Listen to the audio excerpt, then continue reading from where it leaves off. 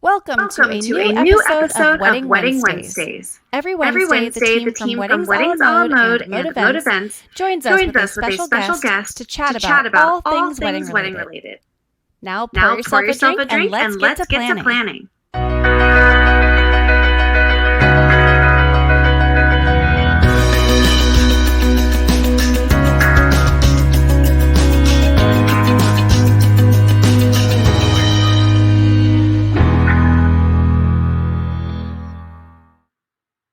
Hello, happy Wedding Wednesday. I am in the coolest studio ever. You'll notice my surroundings are a little different. I usually reside in Chicago, but I am spending some time in Las Vegas because it is usually better weather here. And I just wanted to get away. So before I bring on our guest for tonight, I do want to lead with some photos. She is a photographer. She also lives in Chicago, and I've worked with her before in the past and highly recommend her. Her name is Lisa Kathan, and I always mess up her last name, so we'll have to get her on here and make sure that I'm saying it correctly. I go between Kathan and Kathan, to each his own. But without further ado, a round of applause for photographer Lisa Kathan. Yay! Hey! Hey, Lindsay. So, your last name? Yeah, it's Kathan. It's like Nathan with a K. Okay. Do you get that all the time, or do people go for it? Actually, most people say Kathan, or they say Kathan or Kathan. So you were close on both of them. So good job. They make it a little more exotic. Yeah, it's not that exotic. My last name is Italian. I just say Gaeta, but it's supposed to be like Gaeta or something a little more jazzy. Okay. I guess I always thought it was Gaeta. Yeah. I always tried to make it fancy too. So, well, thank you for being on the show with us. We have a good hour to. I mean, I've gotten to know you over the years, but we will share with our audience here a little bit about your background as a photographer and, moving into now. Now that I say now, yes, present tense, but also since we're in the COVID era, we'll talk a little bit about that too. Yeah. But. Where are you from? Are you originally from Chicago? Yeah, I'm from the suburbs of Chicago. Arlington Heights is where I grew up. And with a few exceptions, I've lived here most of my life. Okay. I know you as a wedding photographer. Have you always, since you started photography, done weddings? Or can you tell us a bit more about how you got into the wedding industry? Well, actually, I just started photography in 2013. So before that, I was actually a writer for marketing. But also on the side, I did some wedding and event coordination. So I was familiar with weddings. And when I started doing photography, professionally, I just was like, there's no way I'm doing weddings. I don't want to do them. It just was too much. It was too scary. I guess I envisioned these big events, and I just didn't really enjoy doing those when I was planning. So I said I wouldn't do it. I swore I wouldn't do it. You should never do, basically. So, but yeah. And a friend of a friend came to me and asked me to do their tiny wedding. It was 30 guests, and I set the price so that she would never hire me in my mind, and they did. You mean photography to shoot their wedding? Right, to shoot the wedding. And and I thought, there's no way they're going to hire me if I charge this amount. And they did. So, and I loved it. I had a great time. And so after that, I was like, why can't I just do small weddings? I don't need to do big weddings if I don't want to. And so that's kind of how I started with the intimate weddings. And I've only ever done that. As far as weddings go, I've only ever done. That first wedding, how many people were at that first wedding you did? 30. 30. Okay. And yes, I wanted to have you on the show regardless, but the fact that in this time that we're in with COVID existing, I should say, especially in Chicago, we are limited currently to 50 people to gather. Right. And it just kind of made sense to have you on sooner than later, because ever since I've known you as a wedding planner, I've tried to send you, I love your work. So actually we can show some photos of yours. I love your work, and I want to recommend you. Well, there we go. Thank you. How would you describe your photography? Because I say like moody. Is that appropriate, or how would you describe your? I mean, I think moody is kind of an editing style. I like to say fun, intimate, or connected. Maybe is a better word. I would say, yeah, my editing style is a little bit on the moodier side, but not super moody. It's kind of a little bit more true to real life with like a moody edge, I guess, if that makes sense. So yeah, but I mean, just how I shoot is just really, I'm not straight documentary, but I am a little bit more just trying to capture in the moment things that are happening. So like genuine, real, authentic stuff that's happening between two people. It's funny you threw the word edge in there. You're like a moody edge. Like I feel like if you throw the word edge in there, it just makes it cooler. Like a romantic edge. Like, oh, okay. Yeah, yeah, cool. But in the past, I've sent you clients, 150 guests, 100 guests, and you're staying true to yourself, which I really appreciate. You just said, thank you for thinking of me. However, I really want to stick to a smaller size. Now, when you say that now, what is like your guest count limit of what you consider larger? 100. That's okay. That's like about as big as I go. And I mean, there's a reason for it. It's not like, oh, I just don't want to do bigger weddings. I mean, initially they kind of scared me, but I think also as I started shooting, I realized that it just I really love the connection that I can have with my couples, and I like photographing the connection. And I just find that easier to do when there's fewer people on the day. So it's just easier for me to capture the relationship between the couple and then like their family and friends. When there's 200 people, that's just harder for me to do. So there's like a method behind the madness for me, but yeah. Well, it's kind of like, yes, you are the person capturing it, but it kind of translates the entire wedding of the intimacy of the wedding. So yes, you're capturing those intimate moments, but if the guest count is smaller, then naturally, to your point, guests will be able to interact with the couple more. You're not going to have, some weddings I've worked and I've had that thought of, wow, if it's 500 people, I doubt the bride and groom or groom and groom, bride and bride are going to be able to physically say hi to everyone, thank them for coming, and have a true interaction.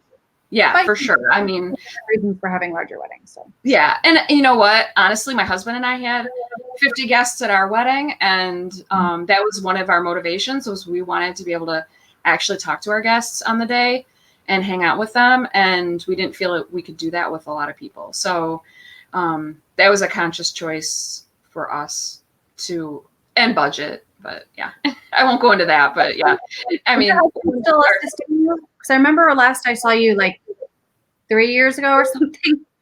I know. We haven't seen you like on a shoot a long time. He was like training, or I don't know. Can you tell me? Is he? Oh, my husband? Yeah. Yeah. He does second shoot with me quite a bit now. He hasn't been this year because and we did one wedding together where we traveled out of state, came with me, but it's hard with the weddings I've been doing because they're so small. First of all, I don't really need him there, but also, I mean, I can really pretty much manage it on my own with 10 guests, but also just depending on the couple and where we're at, it's just an extra body in the space, and it just we're just trying to limit the risk to everybody. So he hasn't really been joining me. But yeah, and then actually I've been doing a lot more weddings during the week actually this year.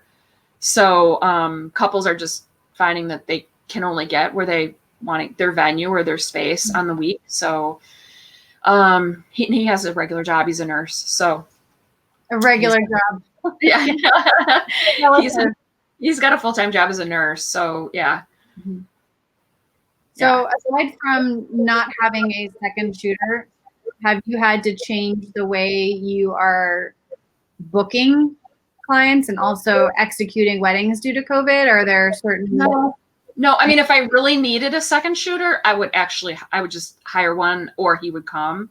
Mm-hmm. If he wasn't available, I would hire one. But I haven't really needed them. I mean, the weddings right now that I'm doing are so small.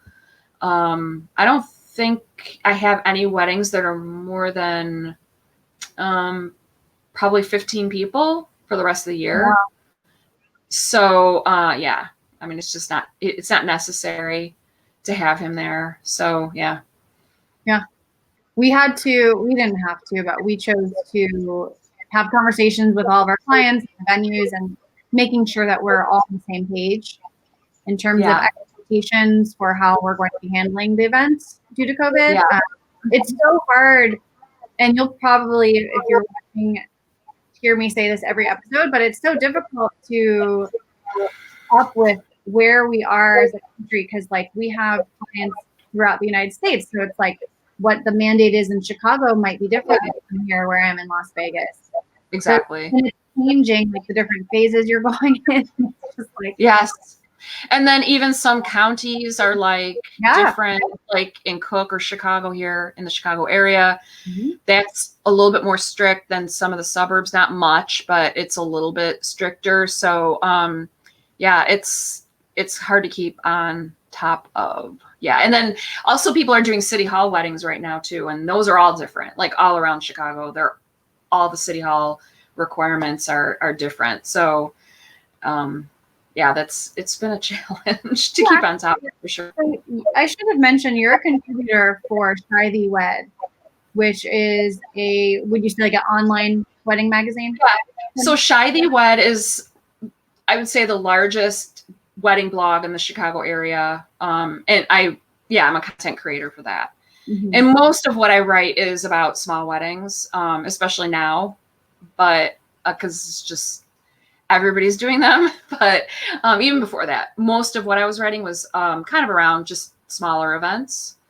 But yeah, I do that. It's kind of fun. Yeah, I enjoy it because I mentioned I used to be a writer, so it's like an outlet for that. So yeah, I remember you wrote a really great article for Chicago Weddings, and it was about getting married at City Hall. Yeah, it's pretty, like, it's ranked pretty high on Google. So yeah, I'm kind of proud of that. I'm like, yeah.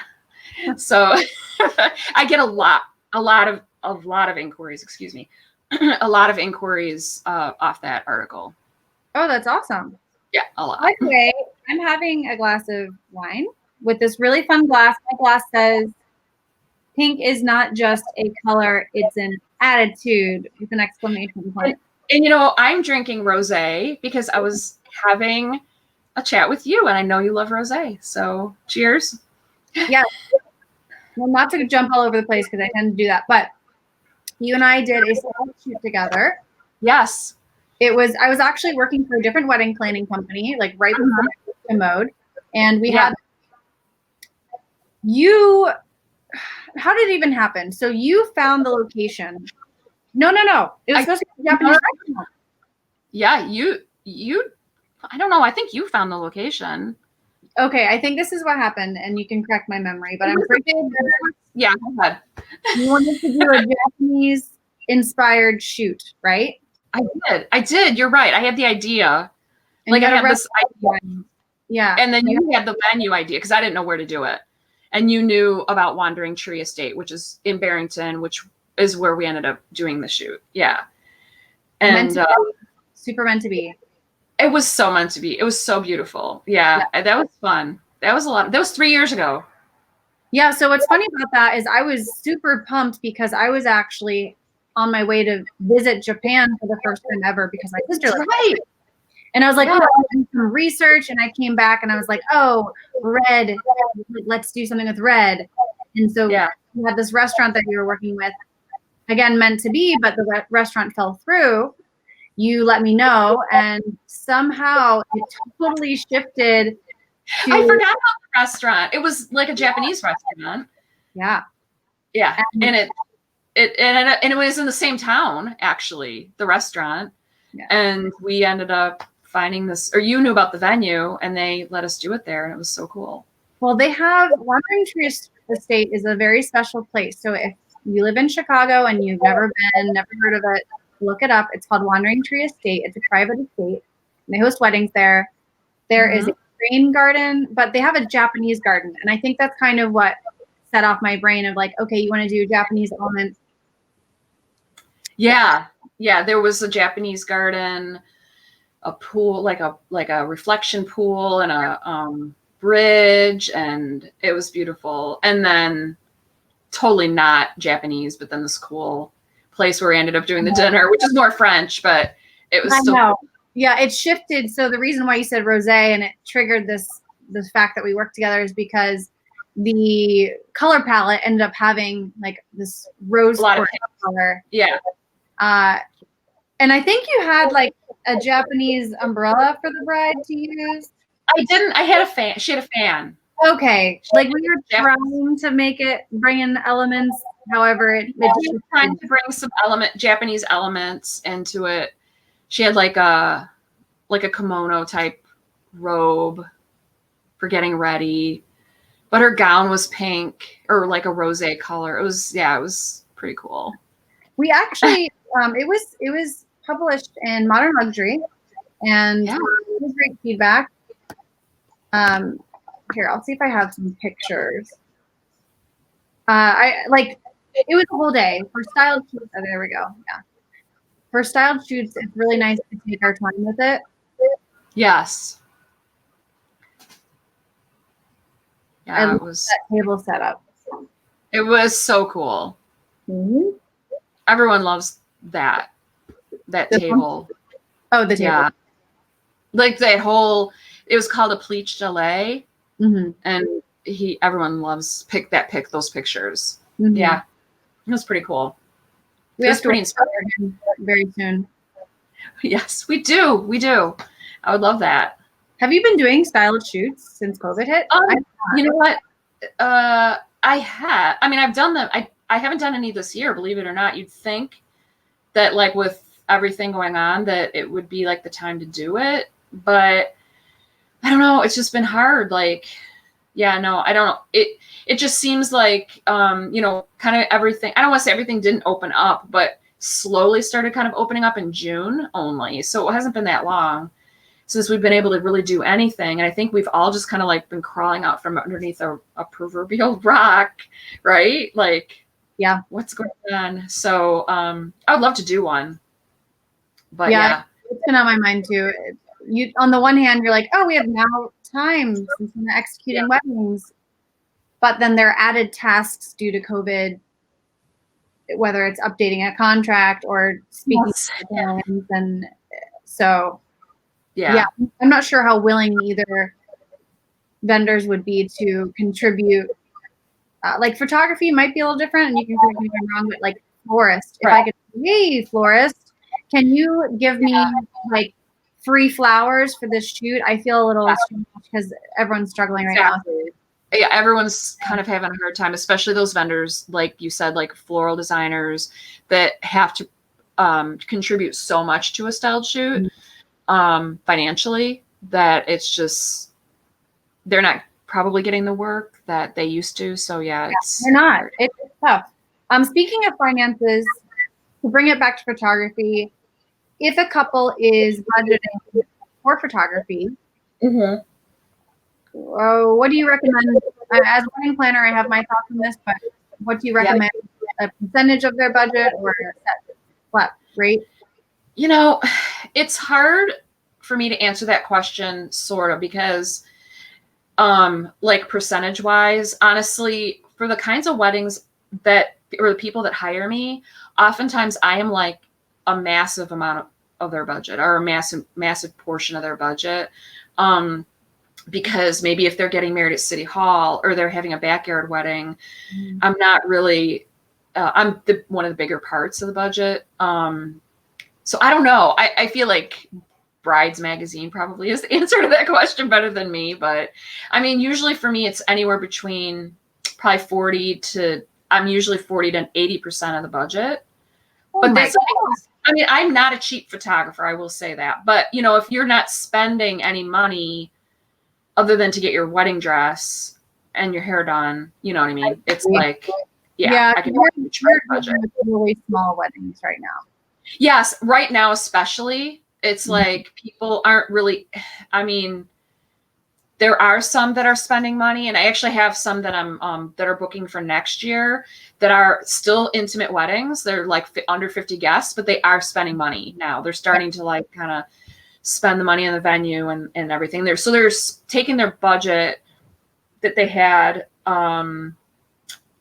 before that maybe they would have spent on more people and had less, I guess, less that they were doing with the wedding for the same amount of money. Does that make sense? So if they were having 200 people and they had a certain budget, they got to spread it out. And so they're maybe taking maybe that budget or maybe a little less, and they're spending it on 50 people. And so they're doing like a little bit more of an experience. Yes. Yeah. So I like that trend because a lot of our couples have said, well, I've already carved out this much money. I was already planning on spending this much money anyways. So like now that we're down to 50 people, we're forced to due to mandates. They're like, why don't we have a chocolate fountain now? Or, you know, like, or whatever they want to do, right? Customize things. Yeah. Yeah. Or like, instead of having the chicken, have the lobster, you know, or whatever, you know, it's like, you can do other stuff and have whatever floats your boat. Have a band instead of a DJ, like, you know, or something like just. I have to say, DJ. Sorry, you're a DJ company, so DJs are awesome. But you know, like, just, I mean, I'm not, or just do more with entertainment maybe than you would have had. So it's like people are making other choices to, you know, just create more of an experience than maybe they could have had before. But I will say, as far as budget goes, as a photographer, I'm not even going to like talk about specific money or percentage, but I personally feel like photography should be a large part of your budget. You should spend as much as you can afford on photography because you do pay what you get for, or pay what you get for. You get what you pay for. I mean, it's not like the higher end photographers are going to have, or the ones that charge more are going to have more experience. They're going to have, they're going to offer more of an experience as well to you. So there's some great mid-price photographers also, but they generally have less experience. Definitely, if that's what you could afford, hire them. But when you're talking about like the cheaper end photographers, you really are not probably going to get the best quality photos or the best experience. You're going to get a photographer that shows up on the day and takes pictures, and they might be okay. But with someone like me, I'm like the photographer that's there with you through the process. I'm helping along the way. I'm not just showing up, taking photos, and leaving. And that's why a lot of couples hire me too, especially for the small weddings, because they do need someone kind of like that might be able to hold their hand a little bit. Yeah, I have a photographer friend who says he has a really great point. It's one of his sales points, and he's like, I am with you more than anyone else on the wedding day. Exactly. I'm by your side, so we better get along. You better, I hope you like me. So true. Even as the wedding planner, even though I'm, you know, from beginning to end with these couples, I'm super involved. I'm probably, in my opinion, the most involved vendor in general. But day of, I'm not with you. I'm gonna make sure that the caterer is doing their thing, the band's, you know, I'm kind of running around, so to say. Whereas the photographer, you were shocking. Yeah, I mean, you want someone who will like be a calming, like, or invigorating, or whatever kind of vibe you are. Like, you want that photographer to be that presence for you on that day. Like, you don't want somebody who's just there. Like, you need somebody who's like, you're going to vibe with the day of. So if you're a super, super high strung, stressed out person, you probably want someone who's like a calming presence. You know, if you're like, you know, you want someone to pump you up or whatever, then you want someone like that. So yeah, definitely. Yeah. I just always suggest to couples, like, take your time and find the photographer that you connect with. Like, don't don't base your choices on who's the cheapest photographer. Like if you interview 5 of them, don't pick the one with the lowest price for the most photos, because they may not be the best photographer for you on the day. Yeah. Back in the day, I would always try to have my couples meet with a photographer as almost like interview. Now we're doing calls like this, which is totally cool. Yeah. Because it's overwhelming to couples. If you Google wedding photographer or Chicago wedding photographer, you're going to get a million. Yeah. I have worked with photographers, fantastic photographers, like 12 grand they charge. I've also worked with fantastic photographers that charge 4,000 to 5,000. Right. A couple of times I've worked with photographers that charge about 2,500. Yeah.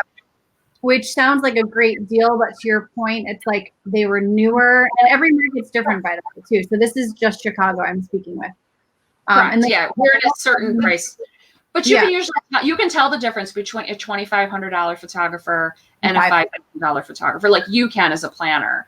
So, and you know what? We all need to start somewhere. Like, there's nothing wrong with a $2,500 photographer. They might actually turn out some pretty good photos for you.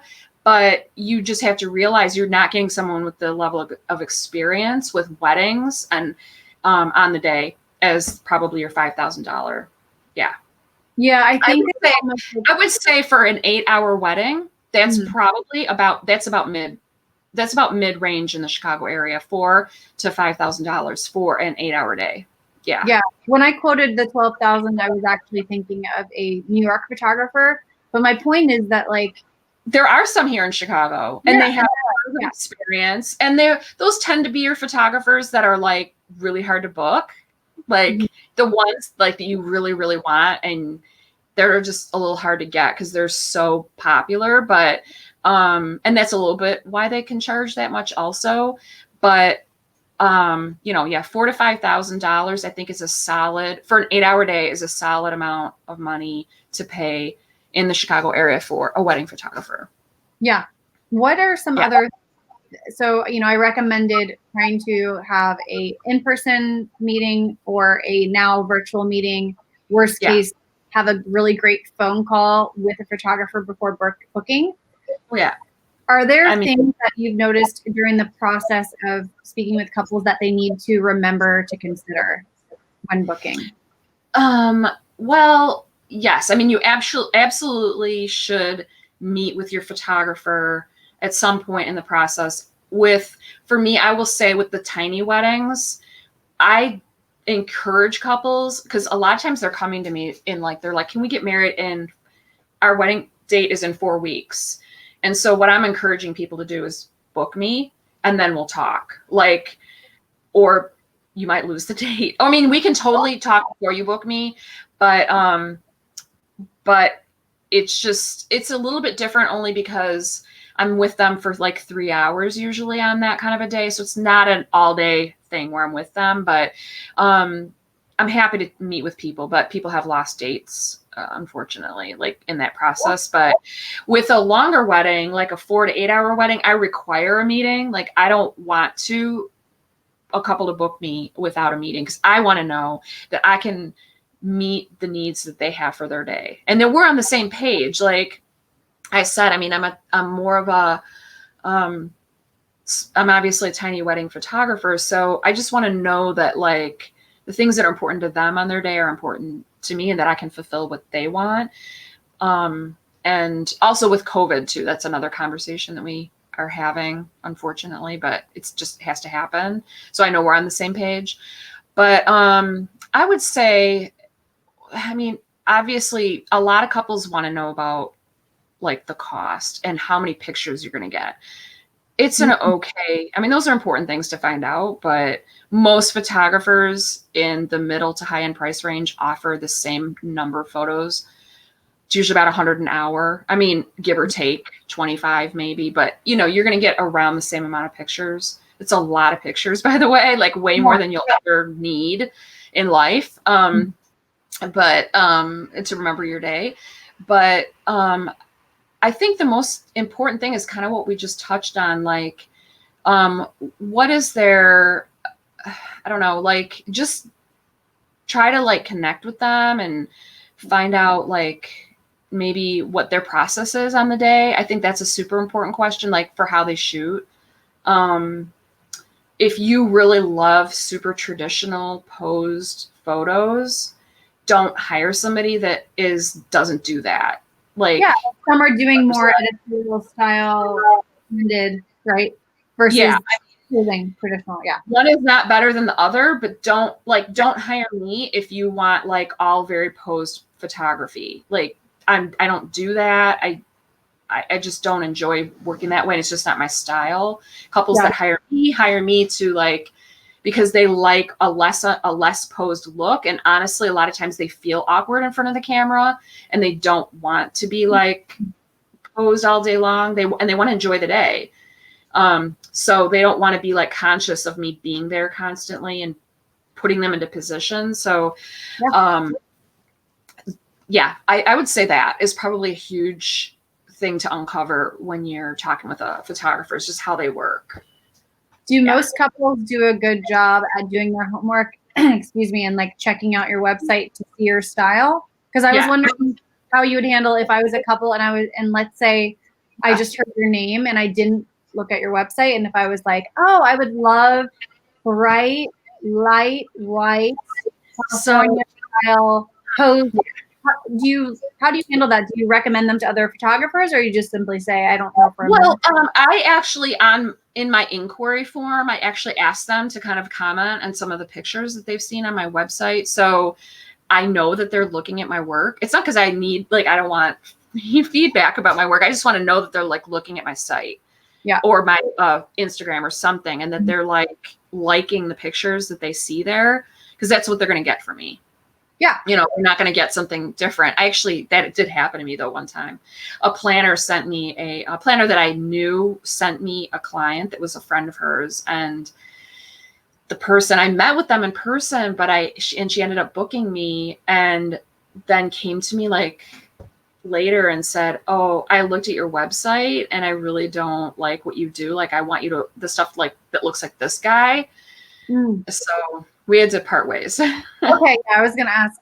Yeah. I learned my lesson really early on as a wedding planner to really figure out what the styles are for the vendors I work with, because I totally dived. There's this Brooklyn florist. Amazing. I've worked with her since, but I got my first wedding client of my own because I was working as an assistant with a company. Yeah. And then I got my very first client. I was living in New York, and I was like, oh, I'm going to go to the vendor that I like the best. Not even as a person, but they just do incredible work. Right. And it turns out this bride, and I knew better, but I was trying to, what's the phrase when you try to fit a square peg into a round hole? Yeah. The bride sent me pictures of her Pinterest board for the floral, and it was like this structured flower ball, very classic traditional. I sent them to that I loved, and the florist respectfully, similar to what you've done. Now I know you only do small weddings. I try to push you sometimes, and you just. I'm just not gonna budge, but yeah, I do appreciate you thinking of me, though. I really do. You should change your mind, but. But the florist was very honest, just like you've been with me. And they were like, this isn't really my style. That particular florist, it was like very wild and abstract and things branching off. And so I that was the prime example of like, just because a vendor is good for one person doesn't mean that they're good for another. Like I have a bunch of photographers that I like, and I try to use them when it makes sense for the client. I'm not always sending the same photographer over and over, the same. And I will say this, because there's no discredit to this planner at all. She was newer, and I was also a little newer to client. So I didn't do my due diligence. I think I just figured, since she was a friend of the planner, that it was all good. But it was kind of messy because she wasn't happy but it just wasn't going to work. I mean, a photographer, and then so you're talking actually. So I was talking earlier about shooting style, like how you work with a client or how you how you work with the client on the at a wedding or during a shoot. But then there's also editing style, which is kind of like, some people describe certain things as moody or light and airy or film looking, or all these different looks of the actual photography. And so that's super important. That's a thing you can find out on the website or on Instagram if you like the way their pictures look. But then like, digging deeper, obviously, when you talk with them about how they actually work with you is super important too. So, but so you live and learn. Yeah. It's so crazy how much you learn. And every single wedding that I do, I'm like, oh, I'm going to remember this. Whatever happens. Oh, totally. Yeah. I get with you. Aside from smaller weddings happening, which you've always done, have you seen over this past year, we probably both haven't worked it enough, so to say, but have you started to see any trends in photography other than more intimate? Is there anything that, like, well, yeah, I mean, every photographer is now doing tiny weddings. I mean, that's just like the way it is. So, I'm, and I like have like, I'm ambivalent about it, because I'm excited that everyone is doing tiny weddings, but now every photographer is doing it. So I'm not like such a niche right now, but like, but people are, because of, as we mentioned, Shiny Wed, I kind of have established myself a little bit as an expert in the tiny weddings. And so people are finding me anyway, which is great. I mean, I'm happy for that. But what was your question? I knew this was going to happen. You asked me a question. I was just wondering, like, I'm always trying to be hip. Trends, like, I'm on TikTok. I'm like trying to keep up. Now I'm on Twitch. Not me, but a company. So like, just wondering. So the trends, I would say, obviously everyone's switching to smaller weddings, but I think more people are becoming more open to, and I hope this happens. I really do. I've been waiting for years for this to happen. Like, that couples will just focus more on what's important on the day. And to me, I think the relationships are hugely important. I mean, if COVID has taught us nothing, it's like, and all this like stuff and not being able to see the people we want to see, it's like, who's really important in our lives. And so I would love if kind of permanently, or at least for the near future, weddings turned into something that was like a celebration with the people that are really closest to you, and not these other people that you maybe don't see very often, like your coworkers that now you probably aren't seeing at all. Or, I mean, I had coworkers at my wedding that I ended up leaving the company like 9 months later and never saw again. So, it's like, that topic is for the next time you're on the show. A whole conversation of who to invite to the wedding and why. I could talk about that forever. Did I want it? It's not so much of a budget thing, because I don't think people are limiting themselves budget wise, but like we kind of touched on, just taking the amount of money that you would have spent on like inviting 200 people and having 50 people and just have this amazing experience for everybody and yourselves. I mean, that's the thing. I mean, I feel like,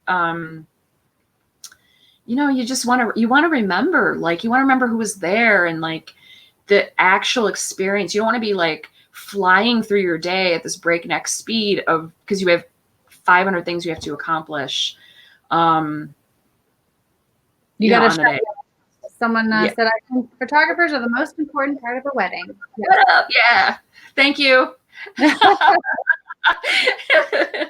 Well, I mean, like, the argument is too, for photography, your wedding day happens and then you're left with the memories, yes, but also the photos, Well, right. So, like, after the cake is eaten and the flowers are dead, and your wedding dress is like at the cleaners and packed up into the closet, the only thing you have left other than your memories in your brain are your pictures.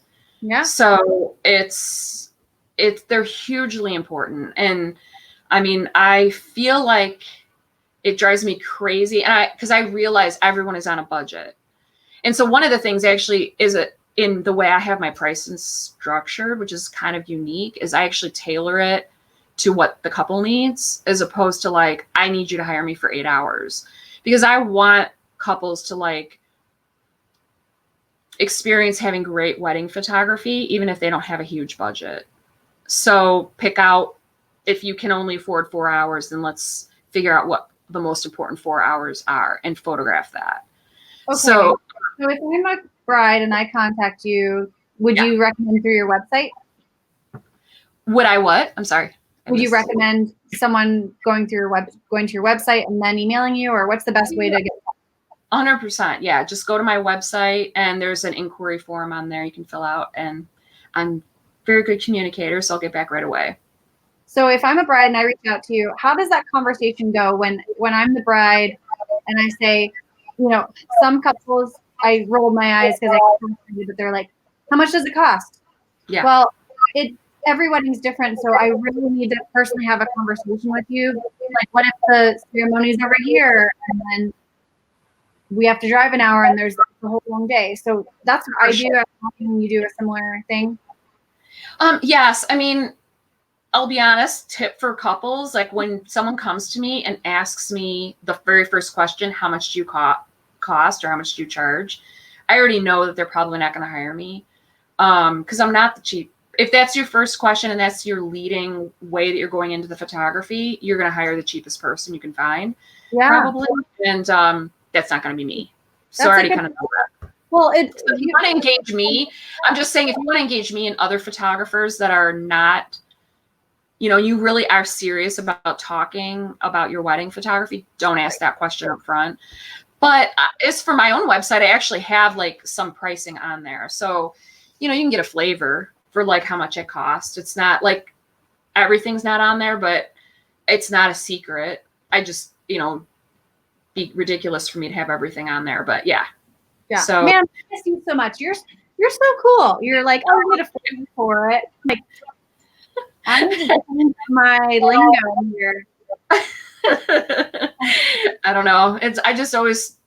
I probably speak the truth a little bit too much, but yeah, I'm just honest. Well, I mean, you have a good point of like, if someone's leading with a price question, that's not the main focus. I mean, honestly, it's not just photography. Yeah, it's pretty much every vendor. If you're leading with price, then, and that's the most important thing to you, then that just kind of shows that that's the most important thing to you. It's not the value of a planner. It's not a planner. It's not the value they're bringing to it. If it's the florist, it's not like the amazing designs they're going to bring you. It's how much it costs. And for some things, maybe that is the most important.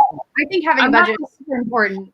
I'm not discounting that at all, but just like, it's just, if you are getting married and you want quality photography,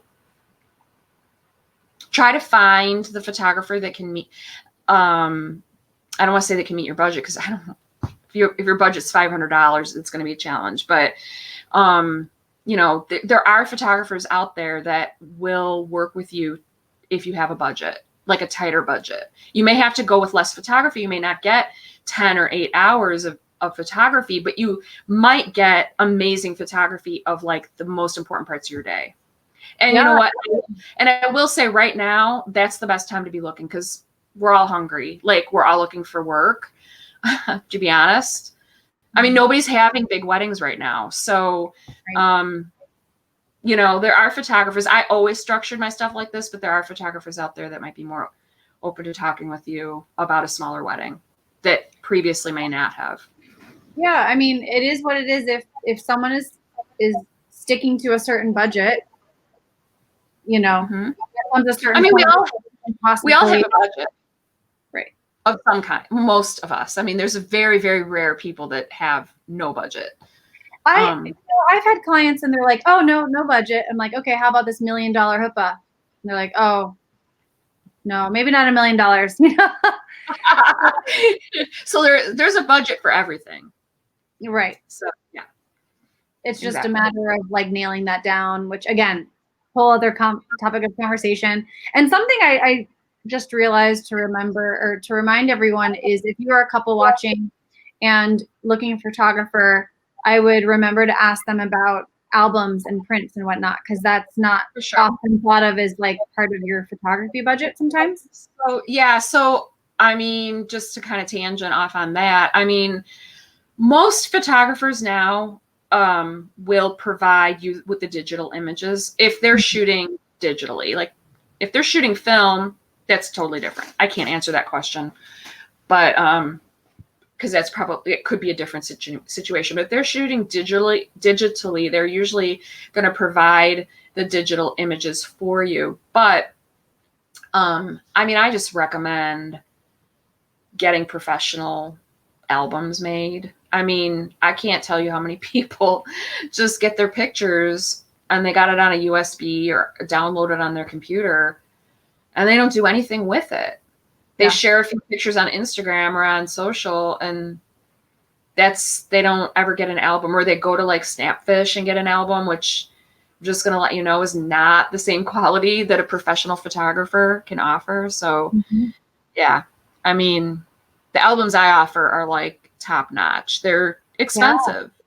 They're pricey, but like some photographers have gorgeous, like the material lasts forever. Like you can pass it. They're heirloom quality. Yeah. They're guaranteed like by the printer. They're like the ones I offer are like hand stitched leather. They're like put together for you. They're not like a just kind of something that's just slapped together and printed at Walgreens or whatever, They can, I've seen some gorgeous albums. I'm like, I'm gonna get married just for the pictures and have a photo. Just to make an album. Yeah, gorgeous album. You can do a boudoir. I could do that. Do you do that? Do you offer those services? Honestly, I offer it. I don't usually do it. I don't really have a studio for it, and there are some other wedding photographers that do offer it like in there, but I don't really have a studio for it. So I could do it in someone's home, and I have done it. It's not something that I get a lot of inquiries for. So okay, what are your thoughts on a boudoir shoot in a hotel room? Because I had a couple book a photographer. Yes. And due to COVID, she's like, my studio's not available. She's like, I don't know if we can do it. Yeah. Like, I'll come to your house. And the couple was like, I don't think it would work at our house, just the way their house was set up. So I thought of doing a hotel, but what do you think? Is that creepy? I would think it'd be creepy. For boudoir? Yeah. Oh, yeah. A lot of people do that. Yeah, a lot of people. I know a lot of photographers do that. The client rents the hotel room or an Airbnb and just does it there. Yeah, I mean, some people, it's a lot of work to like clean up your house and make it look amazing, or the light might not be great.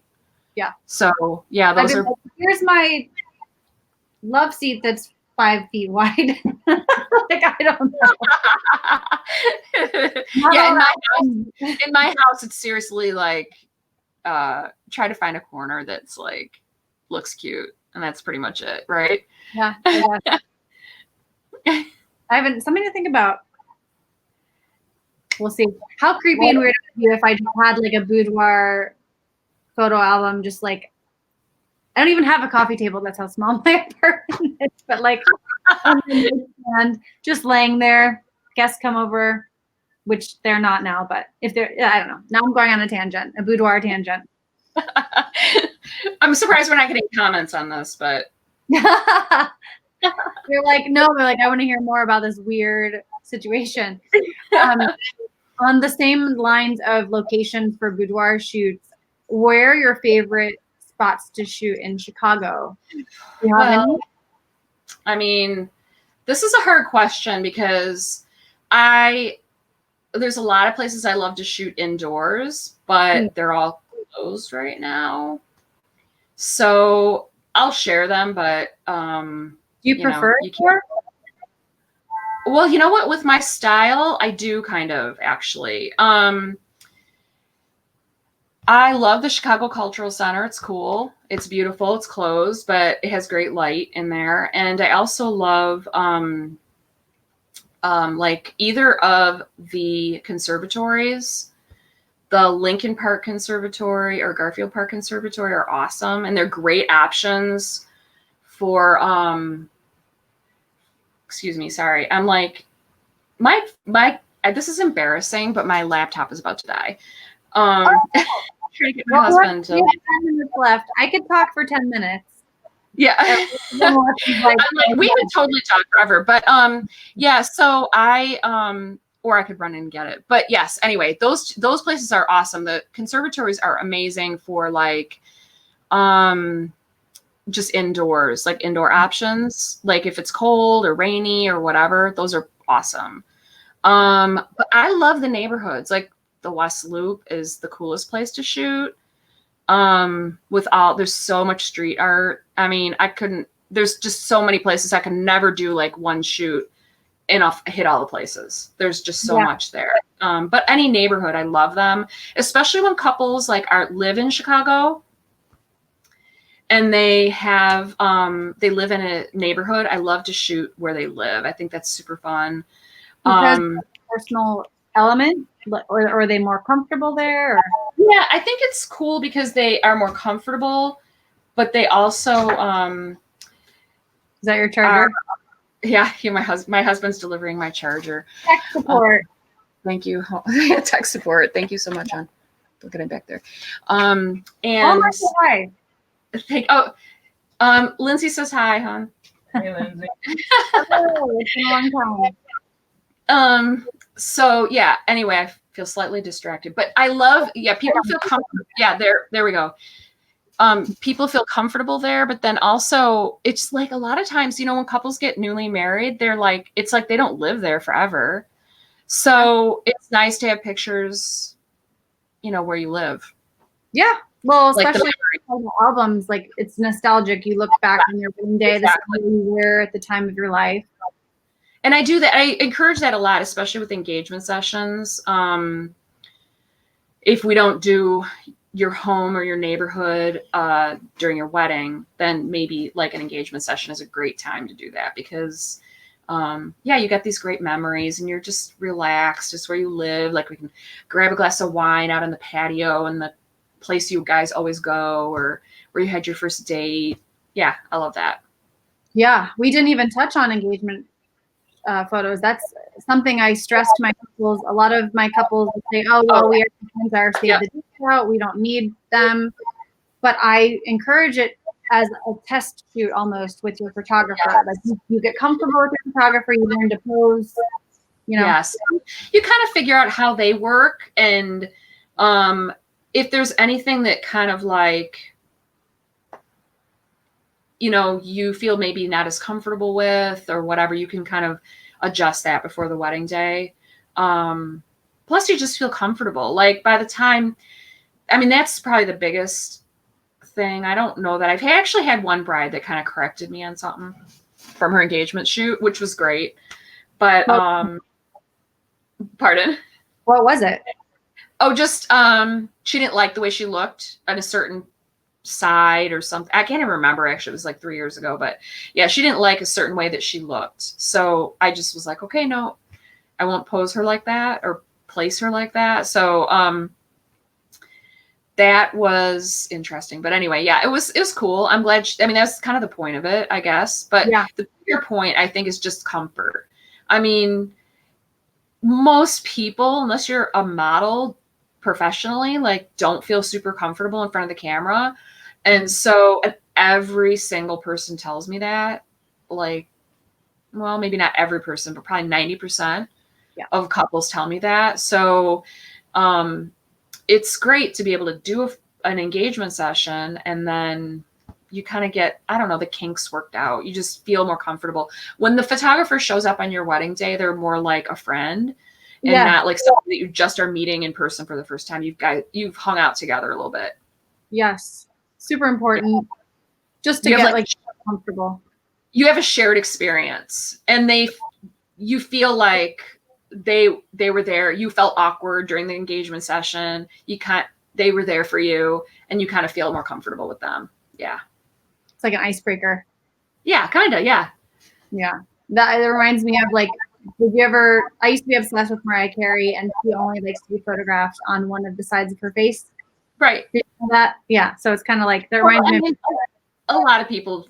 I don't want to say a lot of people feel that way, but yeah, there's it's not unheard of that people feel that way. So, yeah, and it wasn't that like, she wasn't like, I only want to be photographed on one side. It was more like just a certain pose that I had her and she just didn't like it. But at the end of the day, it doesn't almost, I don't want to say it doesn't matter, but the way I shoot, I don't really pose people anyway too much. It's kind of more natural. I do try to pick the best pictures. Like when I deliver photos, I'm not going to deliver photos of you like, you know, with your eyes. Oh, I love that. Yeah.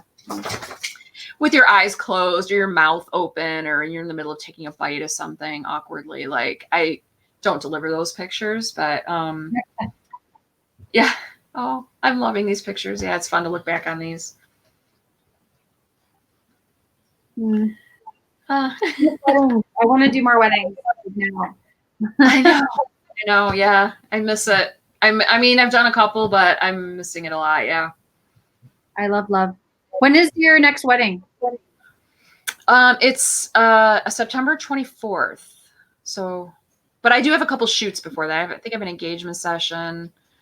So yeah. It's good. You're staying busy. Yes, I am. We do have a couple minutes left, but before we go, if you can just remind everyone watching where they can find you. I would assume your website is best, and yes, what's your Instagram handle? I'm sorry, what? What's your Instagram handle? Oh, it's Lisa Kathan Creative. Okay. So my name. So that's what I thought. Was your company name always Lisa Kathan Creative? Yeah. No, I don't know. It might have been Lisa Kathan Photo, but I actually started doing some branding stuff too, like personal brand photography. So I kind of consolidated it into just Lisa Kathan Creative. So yeah, that's my Instagram handle, but my website is lisakathan.com. Yeah. Because I was thinking before the show of, like how we're trying to, as the wedding industry, trying to get creative. Yeah. With weddings. And I was like, oh, that's in her company name. How convenient. Well, you were just like way ahead of the game. Oh, I mean, I do shoot pretty creatively. I am kind of a creative person. So I thought, why not put it in my name? Yeah. No, I mean, I hope that I get to work with you again sooner than later. And we should try to do this again too. Yes. Yeah. I'd love to talk more with you about weddings and tiny weddings. And I mean, I'm excited to see what 2021 brings actually with weddings. Yeah. I'm curious to see what trends stick. I selfishly want smaller weddings to keep happening. To your point of like, it's intimate. You can do more fun stuff. Is that proper English? I don't know. Just like cooler, jazzier things if you're working with the same budget. Yeah. I hope they stick to. I hope couples start to adopt it and don't hold out only for the big wedding. Yeah. We had the majority of our weddings have pushed to 2021. We're starting to see people be more flexible with their brains of like, what am I used to seeing? How can I change? Yes, for sure. Sequel weddings, so like a smaller ceremony with a dinner, and then like couples that are getting engaged in 2020 are like expanding their ideas of what a wedding might look like, that it doesn't need to be 200 people. Yeah. Exactly. I've been seeing that too. Yeah. Well, thanks for staying always ahead of the game and for chatting with us. Thank you. I had a great time with you. Yes. Yeah. Thank you so much. Okay. No problem. Talk to you later. Talk to you later. Bye. Oh, I miss her. If you're not familiar with her work, I would check out her website. And yeah, next week we're going to have Sophia from Kehoe Designs. We're going to talk about all things related to floral and wedding designs, rental items. It's going to be another great episode. So we will see you back here next week, same time, same place. Have a great day. Bye.